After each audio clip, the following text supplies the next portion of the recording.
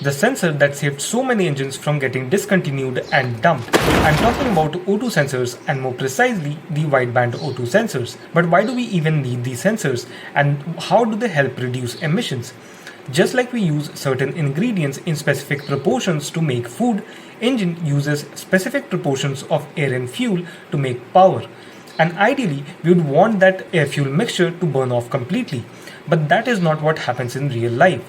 In real life operating conditions, the engine very often gets too little or too much of fuel, and this increases the amount of hydrocarbon emissions from a vehicle's tailpipe. In comes wideband O2 sensors that do the job of looking for the amount of oxygen in the exhaust gases.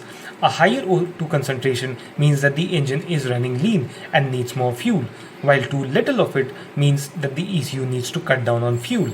This is very similar to how we adjust salt when we are making some sort of gravy. We taste it, and if we find the salt to be too less, we add some more of it. If we find the salt to be too much, we add water or milk to tone it down. In this case, our tongue is very similar to the O2 sensor and our brain is very similar to the ECU. Wideband O2 sensors are great at reducing emissions because they help the ECU adjust fueling in real time. And apart from that, they also help the engine last longer because running too rich leads to more carbon buildup, and running too lean makes the engine hotter than required, thus compromising on the overall reliability in the long term.